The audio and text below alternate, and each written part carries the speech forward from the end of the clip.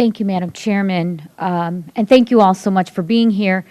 I just think that this is very important because everywhere I go, the first thing I hear from every business person I talk to, no matter where I go, is access to credit and access to capital from whatever business person I'm talking to. My husband and I own two businesses, and everybody I know owns something and they can't get credit.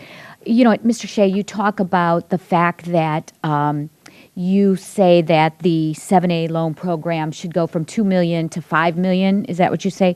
I don't disagree. I know I'm sponsored the bill to increase it from $2 to $3 million. It's a start. However, the people who are opponents of that say that the SBA would have to take on too much risk, and then now we're giving, maybe big business too much opportunity to get into having a small business. Then we're taking it away from what this truly is for. What do you say to that?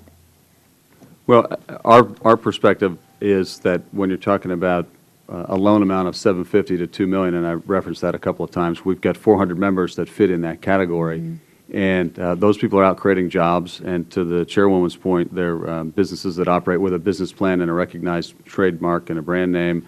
So the risk is relatively less when compared to a pure startup business. And our focus is on creating jobs for the economy, and we think that if this is a demonstrable way in which we can do that, mm-hmm. that it would be, irresponsible is maybe too strong a term, but if there's an opportunity here for job creation, that we should do it. And if there are outrageous numbers of failures for some reason, then we can revisit the issue. But in the short term, these businesses really have nowhere else to go, and the SBA is a lender of last resort. And so we want to get people back to work and get the economy moving, and we think this is a responsible way to try to do that. And thank you, because it's something that we are all still talking about. So I encourage the input, and I'm still getting plenty because I don't disagree with you. Ms. Finch, could you help me clarify?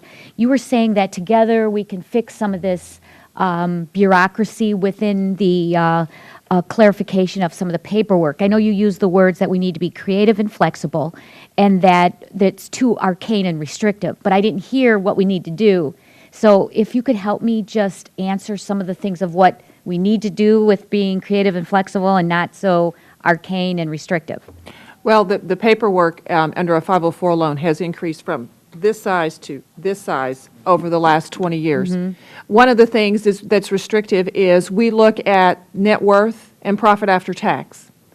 And those figures could be increased to allow more, and they're still small, mm-hmm. would still allow more small businesses into our program. That could be increased, okay. Definitely. Personal resources test is something that I think can be viewed. That is a new a regulation that came into play about 3 or 4 years ago. And people that have large net worths or have accumulated money over the years are penalized from using our program, basically, because they have larger liquid assets. So that could be either done away with or some sort of limitation possibly, but that could have easily be done away with. It's the little things that have crept into our program that have made it much more difficult for small businesses to become eligible. Okay, well, and just so you know, this administration has a great technology department, and because of so many of us who want to decrease bureaucracy, we have now created, and if any of you out there have done FAFSA forms for student aid, I used to do 3 a year, and they're very awful. Now they will be done almost with a click of one click. So we're hoping that with a lot of your input, we'll be able to do the same thing with this. We have the technology. We need to use these experts that we have in this administration to do that. So I look forward to working with all of you on that. Great. Thank you. Thank you. I yield back, Madam Chairman. Unless, sir, you have something to add? Please, go ahead.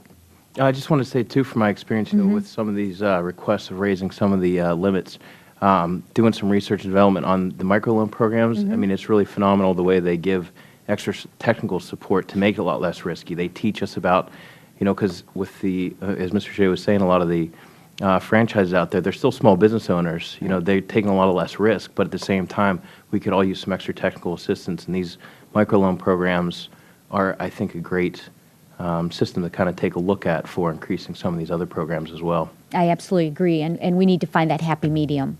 So thank you all so much for everything. I yield back, Madam Chairman.